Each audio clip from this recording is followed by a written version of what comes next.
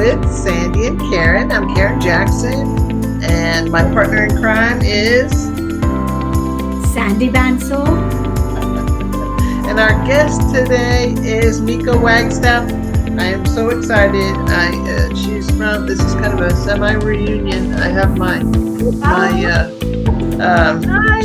Sweden 17 sweatshirt on. That's where we all met. So welcome, Miko, and what would you like to chat about today? Well, I wanted to, just kind of start chatting about instructional coaching, specifically with ed tech, and just how important that is in these times and just in general. Right. Excellent. Well, I'm glad that we're going to talk about that because, one week we're remote and 1 week we're face-to-face and socially distanced, and 1 week we're halfway hybrid, and it's changing so fast and so often. Just the world is crazy. Yes. But now you're in it is. Say again, Sandy. I'm sorry, I didn't catch that. I was going to say, now you're in the sunny part of the USA. Yes. On the East Coast, the weather is, not that bad. But, the weather still affects us down here. So I know just this past week, a lot of the schools actually had to go remote because of the weather that was coming in. So Karen said, one day you're face-to-face, the other day you're remote, and, everything just keeps going back and forth. So it's a really challenging time for teachers right now. What's Sweden? What's happening in Sweden now? I don't know. The usual? No snowpocalypse or any terrible events or tsunamis or anything? No, we went walking on the lakes. That was fun. So we had -15 a week ago, and now we're on +2 or 3 now. That's in Celsius. Oh wow! So the snow is melting. Thank God. Looks like you have sun. Yeah. So Mika, with me and Karen, when we started this, it was dark. Oh, it was dark, and now we're gonna probably have margaritas in a month or so. Hey, nice! You need to invite me back for that. Yes. I'm actually looking forward to the warmer weather. It's been so challenging, with it being cold. We all have to be stuck inside, so it's definitely going to be nice to have some warmer weather and, feel like, we have a life again. Right. Well, before we get into the ed tech coaching, I tell us a little bit about yourself and your history in education. What have you been doing, and what are you thinking? Okay, awesome. Well, just to reintroduce myself, my name is Miko Wagstaff, and I have been in education since 2003. I actually came out of the private sector. I was actually an engineer prior to coming into education. So that was an interesting transition, but actually an easy transition because since I was an engineer, I already had a math and science background. So it was kind of easy to transition into education. So I actually started out as a 7th grade math teacher in middle school. So that was very, very interesting because I had not been in the classroom since I had graduated. And so I'm thinking back to my first day, and it was just, I don't know, it was very surreal to just, be back in the classroom, but from a different, perspective. and I had really no experience teaching. So it was very interesting to just kind of be thrown in. It was definitely trial by fire. I, I think back to the first group of students, and I did the best that I could, but hindsight being 2020, I hope they're doing okay now. Exactly. I'm hoping and praying for my first students too. Yes, yes. Yeah. So, that was definitely very interesting. But I definitely fell in love with it instantly. Just bringing in, all of my experience from engineering, and just thinking how important math was, for me to become an engineer, and also thinking about how when I was an engineer, the lack of females and minorities that are engineers. So in the back of my mind, I always thought, if I could, reach more girls, reach more minorities, that hopefully, I can, kind of instill in them the love for math, so that they would maybe later on, decide to go into, what we now call the STEM fields. Yeah. So that was really kind of like my, hidden mission, as an educator, because I know how alone I felt when I was in engineering. Lots of times I was a double minority. I was the only female, and also, the only minority. So I definitely felt like, I needed to see, more female faces, more brown faces, out there in the engineering field. So that was definitely, like I said, like a hidden mission, for me when I was, teaching math. But just moving along, about 6 years ago, I attended a technology conference in Austin. Karen, you may be well familiar with that one, which is TCA. And I was just so amazed by the fact that they were encouraging the use of technology in the classroom, and giving all of these strategies and tools that you could use and bring in the classroom. And I knew as a math teacher it would be difficult, but I also felt like it was something that that I could do. So I just, I think I was like a kid in a candy store, just soaking it all in, just trying to, gather as much information and knowledge as I could at that technology conference. And so when I got back to school, I was just, ready to hit the ground running. And so immediately I started, training other teachers on all of the tools that I had learned, when I was at the conference. And that actually turned into then me coaching other teachers on campus, especially like the math teachers, and how to, effectively use technology in the classroom. And that was like a huge turning point for me. And that, really has led me to kind of where I'm at today.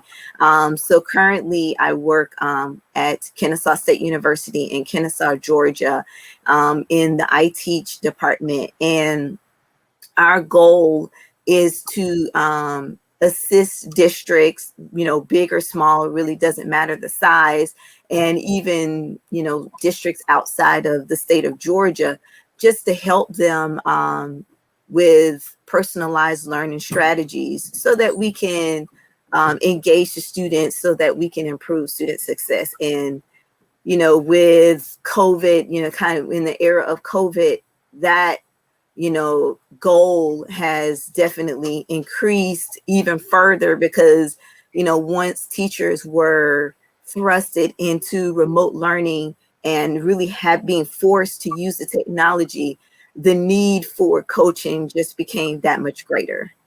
And so I love that, I was already in the role where I could, service and support teachers, as they're going through, this new challenge, and, trying to figure out, okay, well, how am I going to do this? The traditional ways aren't necessarily going to work, especially if I need to be face to face. So that's kind of where I'm at now. And then just on a personal note, I have one son, and he's a ballet dancer with Richmond Ballet.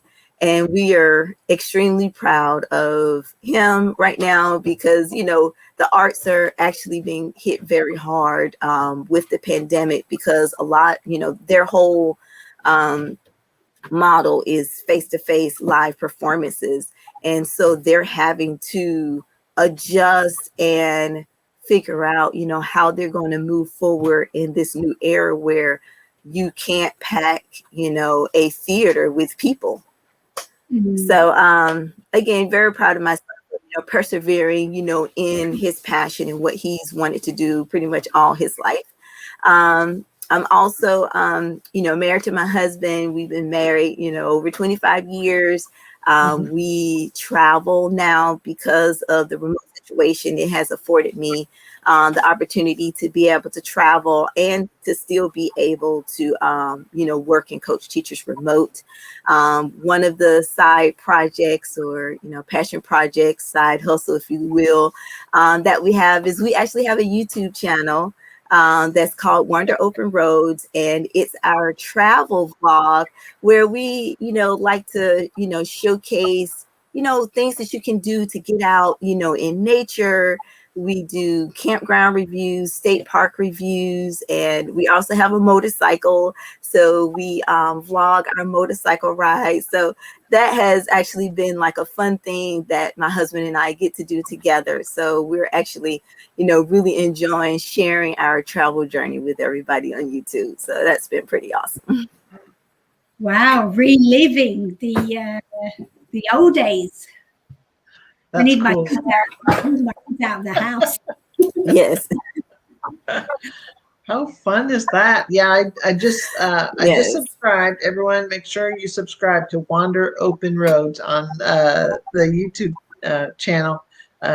Great little clips that I was checking out earlier. Looks like fun and reviews, and you do reviews of things, and we got to see a little tour of your camper or your motorhome. Pretty cool. Yes. Yes. Thank you. Thank you.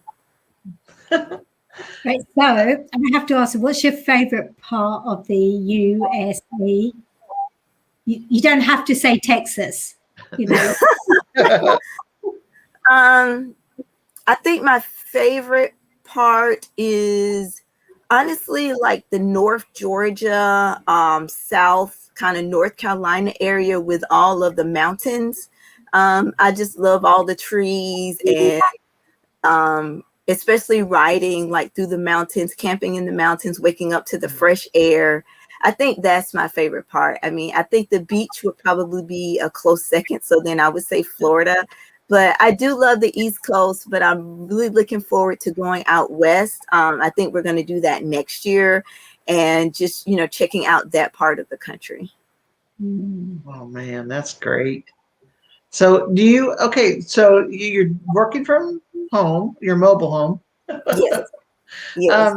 How do you stay connected? Because I imagine that is a high priority on where you plan to be at certain times, is you have to be connected to do your job. Yes. And I mean, it's been, it's taken a lot of research. I watch a lot of YouTube videos from other nomads, working nomads, of how to stay connected on the road. And one strategy that my husband and I have figured out is we use our hotspots on our phones a lot. And that helps us to, be able to connect. And so we do have like a 2-carrier home. So like we have Verizon and AT&T. And so depending on where we are, one will be better than the other. And so that helps us to be able to, connect, so that I can work because I still have to, be able to support my teachers. But it's been a lot easier than I thought it would be because at the beginning of the pandemic, I mean, we sheltered in place just like everybody else. And work was, really, really busy. I mean, at the beginning of the pandemic, it was one meeting after another because the teachers needed so much support basically all at once. So it was, a challenge. It was, a lot of missed lunches, a lot of, staying up at night, preparing, finding resources for teachers. So, it was a lot. But, as things kind of opened up, we also realized that, I could do this from the road. So we did, decide to kind of throw in some travel, and it's been fine. I'm able to, get on my Teams meets and my Google meets and, coach my teachers. And I'm also, because I have a lot of teachers that they teach all remote classes. And so I'm able to still engage with students because I can co-teach, with that teacher and still be able to have that connection with students. So it's actually been, really great. I, kind of hate how the situation happened where teachers were forced, to have to, use, to go remote and be able to teach that way. But, it provided, me an opportunity to really kind of jump in there and really support, kind of, show what I know. So it really propelled what I was, what our department was trying to do anyway, which was really get teachers to that point. So, I mean, it's been really great. And, I use a lot of email to reach out to my teachers. So I'm constantly, reaching out to teachers, just seeing how they're doing, because, I'm sure, this is a time where a lot of people can struggle alone, and I don't want anyone to do that. So I make sure that I'm reaching out, how are you doing? What's going on? What's new? What challenges are you facing right now? Let's see if we can find some strategies that can help alleviate that. So I do a lot of co-planning with teachers as well to just kind of help, get them through. And, I find that, they just appreciate someone checking in on them. Sometimes even if they don't need the help, they just appreciate someone checking in on them. Yeah. That's awesome. Yeah, I think that connection is the hardest part of all this shelter in place, is that people are lacking that connection.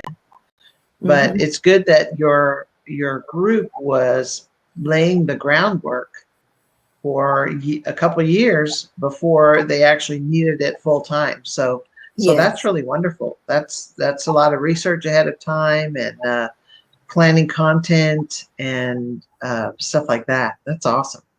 Yes.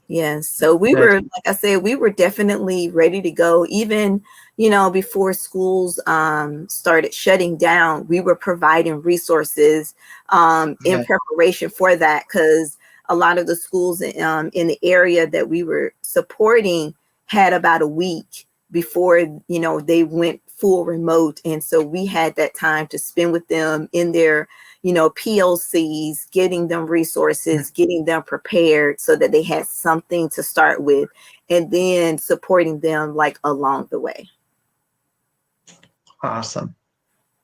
Have you been able to, this is kind of off the track, but yesterday, might have been the day before, Google had their Learning with Google announcement about moving from G Suite for Education to Google Workspace for Education. Lots of changes. Are you taking the time to sift through that? Or are you kind of waiting till it falls out? Or is it not really going to change too much? How is that going to affect y'all? Well, for me, I have not really dug into it as much. A lot of the schools that I support are actually Microsoft. So, of course, it doesn't, a lot of places are one or the other. They're either Google or they're Microsoft. There's, very few places that are trying to use both. And so with that, my, main priority in keeping, on top of things is with Microsoft. So I do a lot of Microsoft trainings. I recently became an MIEE. And so we have like monthly meetings where we get together to kind of stay on top of things. So I'm a little more involved in that, although I do still do a lot of Google training. So I can't just, totally leave it to the side.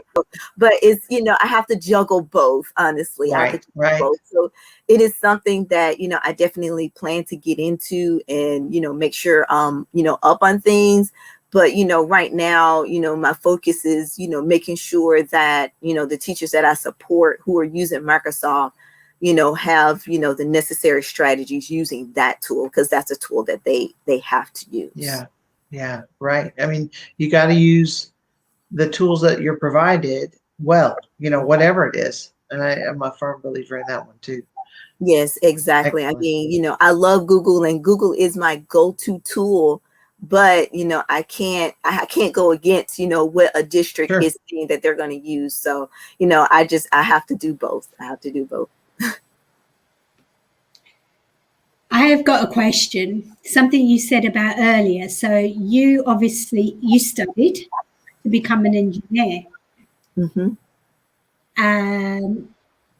So when you were becoming an engineer, why did you not think about becoming an educator? And when you did become an educator, why did you change profession? Believe it or not, it's kind of crazy. Education actually was my first profession of choice. So as a kid, I actually wanted to be a teacher. Teachers really do make such an impact on students that, they may never be told that, but I just know from personal experience that the impression that the teachers left on me was so great that at that time, 6th, 7th grade, I knew then that I was going to be a math teacher. So it was just something that I always wanted to do.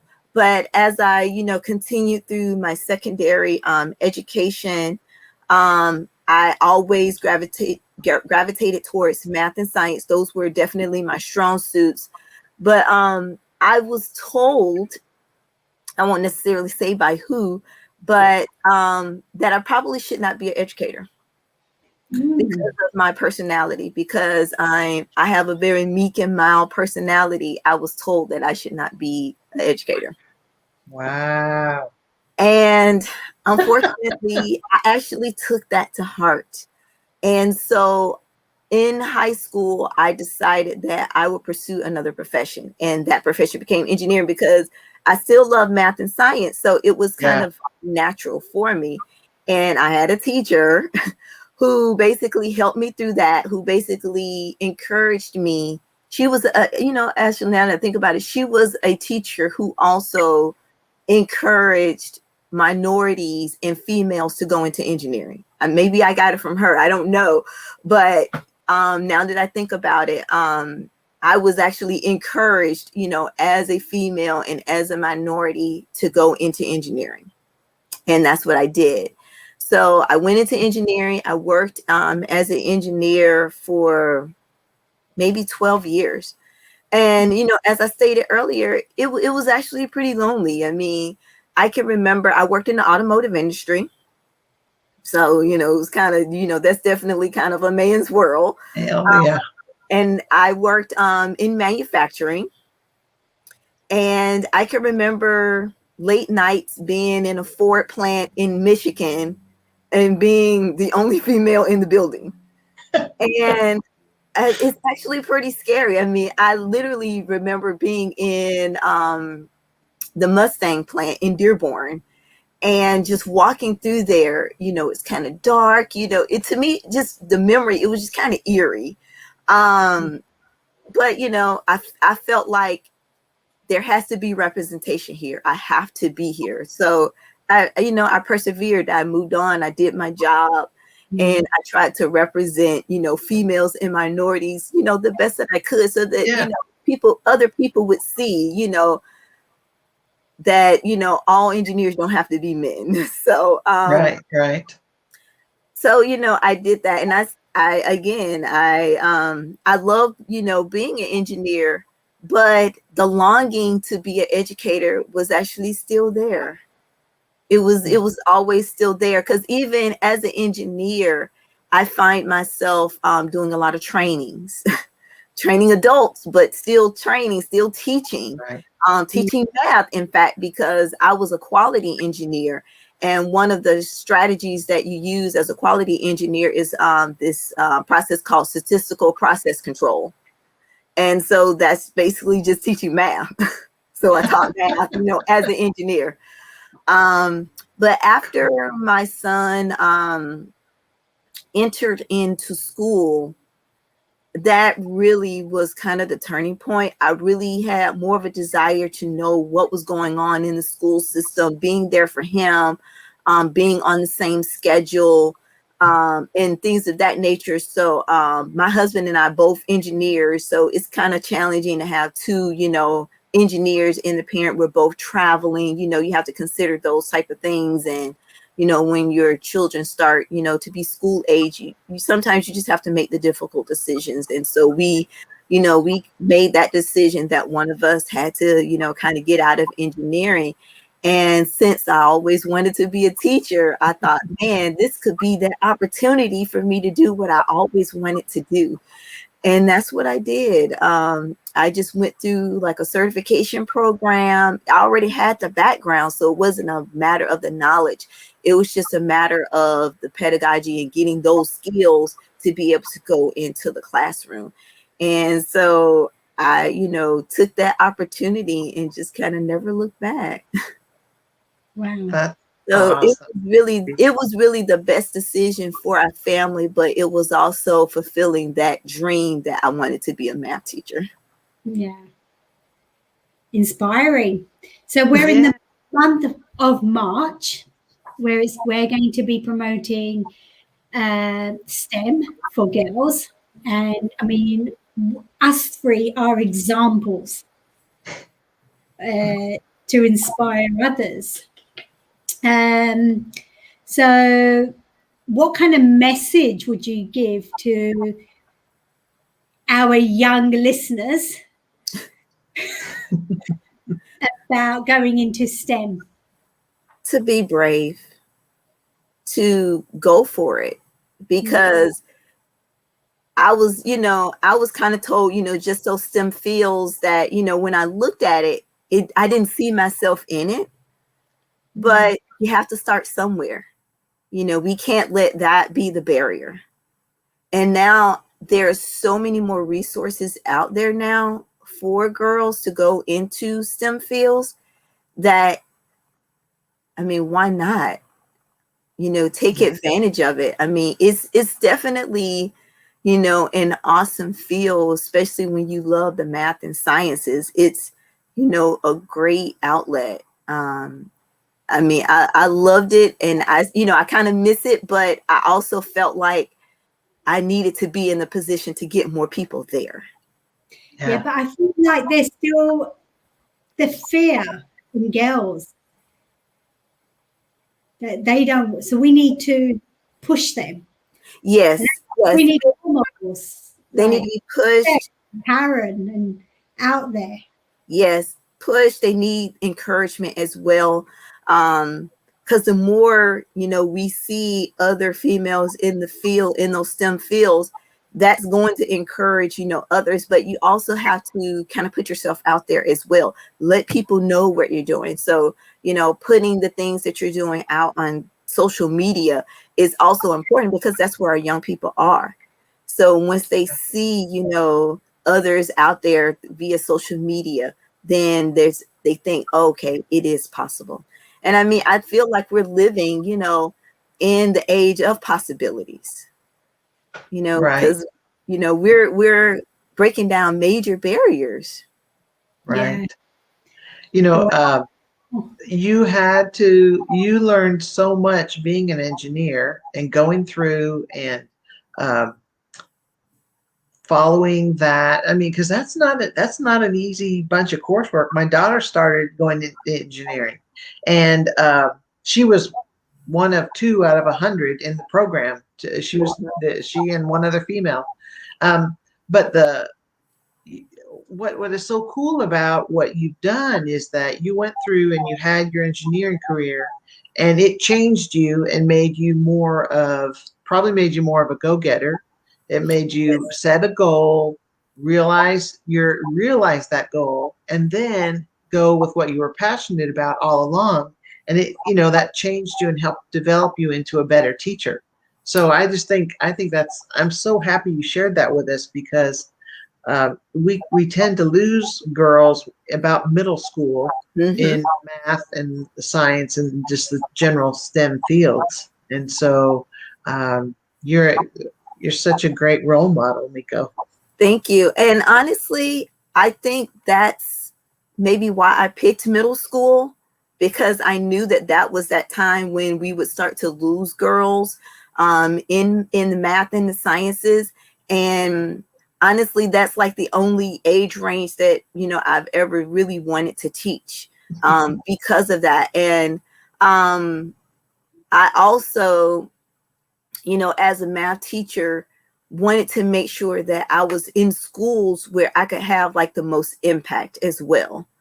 So, I made sure that, I went to schools that, had a population, all schools going to have, a population for boys and girls, but I also made Sure. sure that I went to schools that had minorities, because I feel like they needed to hear that firsthand message. Hey, I was an engineer. Don't think just because you are where you are, your socioeconomic situation, that you can't make it to be an engineer, that you can't go to college. I'm here to tell you that you actually can. I went back, like the schools that I service now, that I support, are the actual community that I grew up in. Oh, that's So awesome. it's like, I could have been your neighbor, your parents could have been my neighbor. So I'm here to tell you that it can be done. I'm living proof. I mean, I'm supporting the same school district that I grew up in. Wow. That's so cool. And I gravitate to really supporting like the math teachers, because I have the background knowledge, and helping like one of the teachers that I support is like a technology teacher. So she's basically kind of in with the STEM, and so I'm like, that's like a perfect thing for me, because it's like, helping with the STEM curriculum, but then also technology as well, because they, obviously go hand in hand. So I feel like, I'm just looking back, kind of full circle. I'm definitely where I need to be, making the impact that I need to make. That's so great. That's so glad. Thank you for coming on today. No Awesome. problem. Okay. Sandy, do you have any other questions? Well, you Well, taught middle school for a while, or yeah. Yeah. It's not me. I'm sorry. Middle school's high school. No, I'm sorry. Yeah, I mean, middle school is a challenge, but and I think you can make an impact at every level. But I think just that middle school group is such a pivotal moment, especially when yeah, you're trying to, really shape the path of students, and when you're trying to, I won't necessarily say recruit, but you're almost trying to recruit, students for those STEM fields. That's the yeah, time to do it. That is the time to do it, because that's you can so true. really give them the exposure, that they need. I remember, bringing in other engineering friends, and, having them speak to the students, because I actually was like, when you have clubs in school, I was always the one that wanted to do the STEM club, So, because I feel like, hey, I was there, I really know, that environment.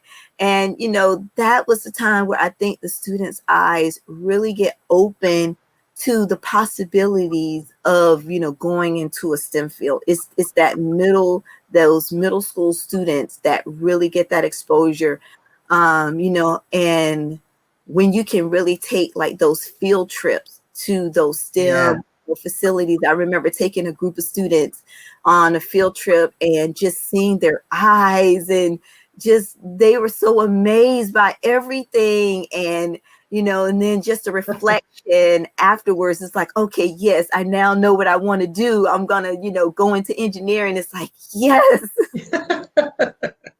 That's awesome. And that's so true because Nope. middle school, I taught middle school English, which is like everyone hates it. But you do have a chance to show them what they can do. And they're just young enough to try something new. And they're just old enough to actually make a difference, to try a big project or a huge something and take it on. And I think middle schoolers are it's kind of terrifying, but they're kind of seeing what's possible. And so I think that's also what we have to nurture in them. Yes, exactly. Because I think back to when I just really finally decided, okay, what I want to do for my life. It was 6th and 7th grade. Yeah. So, it's still that middle school group that you have to reach. I know, when you tell people, oh, I'm a middle school teacher, they're like, oh, God bless you.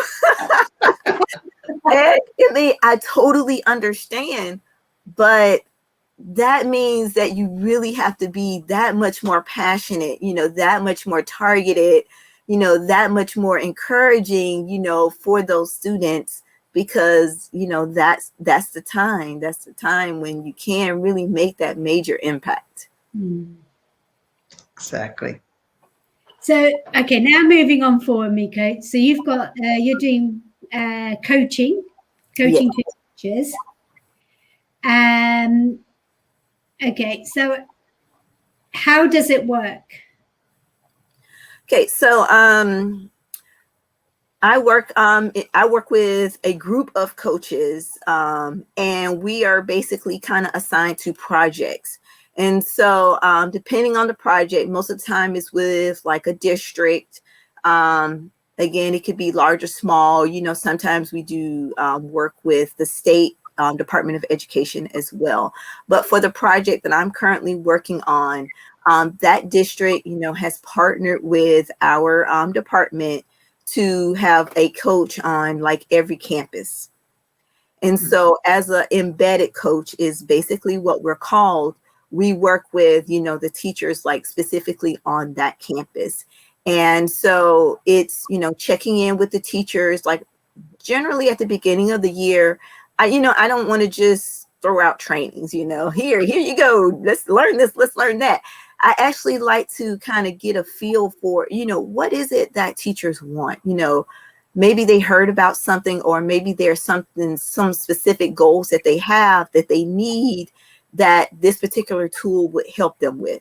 So I try to, gauge and do surveys basically to kind of see, okay, what is it that you need? And then from that, I have enough information that I know who needs what. And then I can kind of plan out basically my year based off of that. And so I'm contacting teachers basically throughout the year. Hey, let me hear a little bit more about your vision or your goals for your students. What is it that you're trying to do? And then from there, we start, talking about, okay, what kind of strategies can we put in place to kind of help you get there? So it's a series of meetings, and then that turns into co-planning.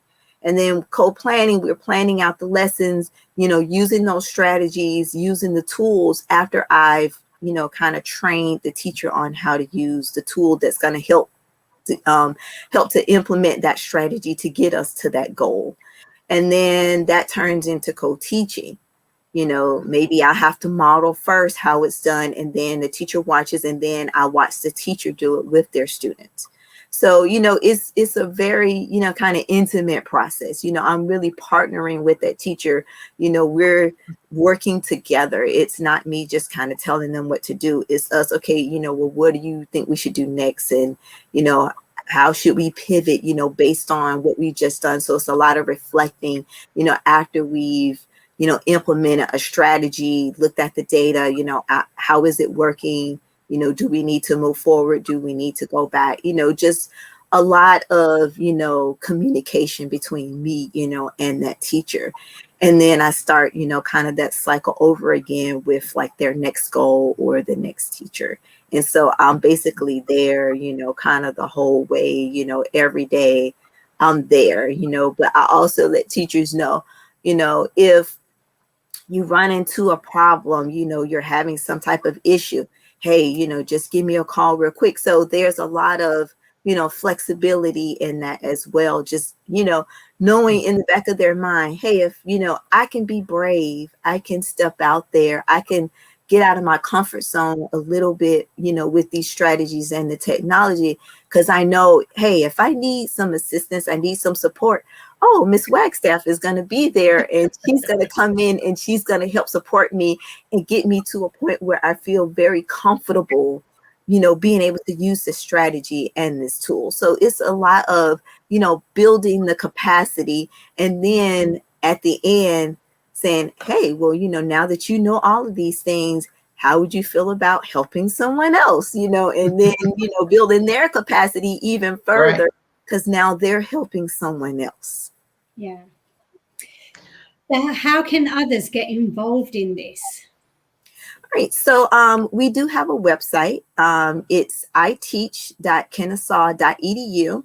And on that website, we share resources and strategies, really for anybody. They don't necessarily have to partner with us. We just make sure that we provide those resources and strategies for all teachers, for all educators. And on that website, we also do have a chat window. So like if someone had a question right then and there, they can actually get on that chat, and we have coaches that, are monitoring that chat like all the time. So if it was like a district that wanted to partner with us, they can contact us through that chat. Or if it was just a teacher, individual teacher that needed some support, again, they could contact us through that chat. We also are on social media, like everybody else, and we provide our resources and strategies on there as well. Like every month, for example, we have Twitter chats where we're trying to engage with the community and just kind of, trying to have that conversation around personalized learning and strategies and tools. So like our theme for this month is around literacy. Like we love literacy. So how can we, improve our, literacy strategies in education? What type of strategies are we using? What type of tools are we using? So like those types of things. So like March, a lot of schools are getting ready for their state testing. So we'll be starting to have conversations around celebrating the successes of students that they've had, up to this point during this year. And then, what types of strategies do we want to use in review, getting them ready for, the testing that they will have coming up. So on social media, we're on all the social platforms. It's just at KSU iTeach. So our website is iteach.kennesaw.edu, and then on social, it's just at KSU iTeach. Nice. Excellent. Well, thank you for sharing that. And then I also put the link to the Wander Open Roads. Oh, nice. And then if people want to, engage with me on social media, I'm just at Miko Wagstaff, on social media. So. Yes. I'm so happy you came on to talk to us about important things. One of the things that brought Sandy and I together in discussion is girls in STEM, and trying to encourage them and keep them. And we had a group of the three of us who did a TED talk on. It wasn't accepted, but it was called Girls Can. And so it was a great time to do some research and to discuss the challenges. And I'm so happy that you're here to bring that up again. And we're going to feature you in March. Well, I really appreciate that. I mean, the work that you're doing, the message that you're getting out, it is really important, especially to, keep the movement going, with women getting more, girls into those STEM fields. It is really very important. Representation is important. Yes, absolutely. Subscribe, Miko. Pass it on to Yes. your family. Subscribe. Yes, I'm very jealous. I saw that you have 2,000 followers plus on your YouTube channel, but we're not quite up to that level yet, but we're getting there. Yes, we're definitely trying to grow our channel. And one cool thing that we actually have coming up here pretty soon, next month actually, is I don't know if you've ever heard of Campgrounds of America, KOA. KOA, yeah. KOA Campgrounds, where they are actually sponsoring a trip for us, where they are going to be following us on one of our journeys. Oh, how fun. Yes, we're doing a lighthouse tour up the East Coast, starting at Cape Canaveral and kind of going up the East Coast. We're visiting, I think, like 10 lighthouses, and KOA is coming along with us on that journey. We're going to be staying at KOA's like the whole time. So I am so excited, and we're going to obviously feature it on Wonder Open Roads. Chat with Candy and Karen. You've got to That's get us. right. Keep us posted. Yes. Oh, that's awesome. That's great. Oh, thank you so much. Okay, I've got an official closing. Unless there's something else that you wanted to say that we missed, that KOA opportunity sounds fabulous. Is there anything you wanted to add, Miko? Again, I just wanted to thank you ladies for having me on today. I really enjoyed the conversation. This was so much fun. And like you said before, it's like a mini reunion. Awesome. Well, thank you again for taking your time to chat with Sandy and me. We're very honored that you've shared your experiences with us, and we appreciate your efforts on the behalf of girls and STEM and teachers and just people, humans everywhere. Thank you to all the listeners out there too. Don't forget to follow us on Twitter. It's chat WSK1. Find us and subscribe to our channel on Spotify, Google, and Apple, and to hear more about what is going on in education on both sides of the pond. So there we have it. I think that's a wrap. Thank you again, Miko. You're the greatest. And Sandy, you're the greatest. And see you all later next time. Yeah, wait.